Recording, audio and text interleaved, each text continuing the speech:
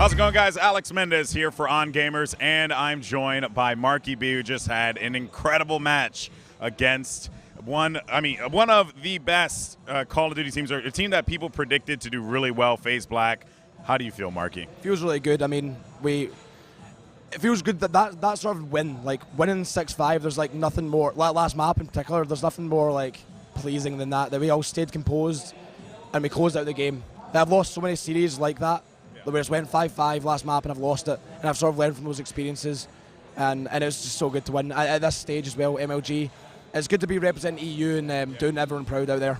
Yeah. Now, if I'm correct, this is the first time an EU team is placed in the top 8, I believe, which is pretty huge, man. Congrats. How do you feel about that? I mean, it's good. I think both EU teams, ourselves and Epsilon at the rest of the event, had the ability to place in the top. I think that it just didn't work out for them. They didn't come out hot, and on the second day in particular, we did. And that's what really sort of made the difference. But I think Epsilon, like, we've lost to Epsilon the last 2 events. Yeah. And I think it really just comes down to matchups and things like that. I think our playstyle suits playing against Americans, whereas the way they play, it counters us, if that makes sense. Yeah. So, like, they beat us, like, every 2K, 5K, EU LAN, but we sort of play better against American teams, like, the majority. And it's because they're not familiar with your playstyle. Speaking of your playstyle, one of the things I noticed was that in Octane Search and Destroy, you guys had a very aggressive strategy. It was like push out, just like maybe a straight B rush occasionally, trying to neutralize the sniper on the Humvee as much as possible. But, and I was out in the crowd and I was talking with a couple of guys from Epsilon, a couple American players, and they were like, man, that is such a reckless way to play, but it really works out for you. And you feel that unfamiliarity that the Americans have with your play style in particular kind of gave you that advantage in the FaZe Black match? Well, yeah, I mean, in particular the Warhawk Blitz game, because for like 3 months in Europe, we dominated Blitz. We won like every Blitz at LANs. We won every Blitz online. But then teams just started countering us because we had that like sort of smoke strategy that you've seen, and teams started countering us. But the American teams don't know what we do, so like we went back to that old strategy because they're not going to be set up to counter it, and it really played off. The only way you really beat that strategy, I feel, is if you set up to counter it, which is like by using stuns or using a thermal AR, something like that. Now, and then another thing that I was wondering about was also the vetoes, right? Because, obviously one of the things that people have been mentioning online a lot was that Warhawk Search and Destroy was a very good map for FaZe Black. But you guys ended up taking out 161, and, I mean, just shutting them down on that.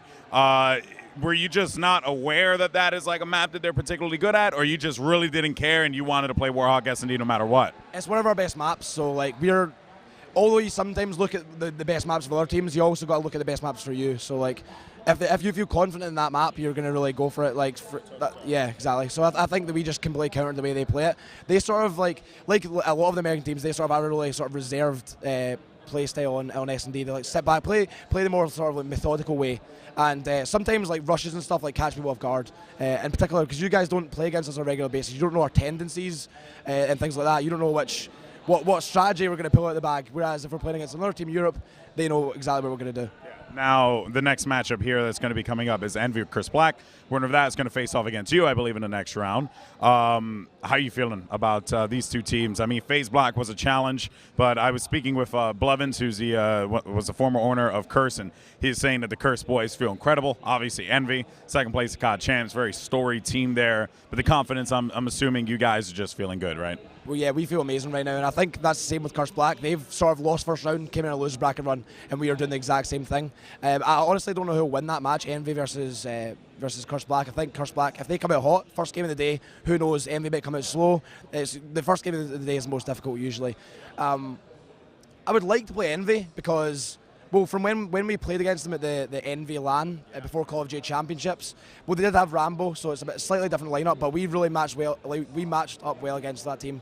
That's sort of, the way we played sort of countered the way they played, sort of. Now, of course, at the end of the year, Advanced Warfare is going to be coming out. A lot of excitement. I know the EU community is pumped for the game.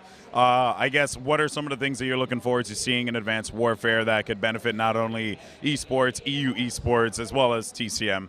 There's so many features that I could sit here and list all day that I would like to be in Advanced Warfare.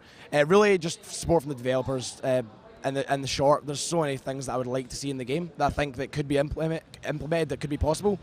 But honestly, I would be sitting here listening all day if that was the case. So.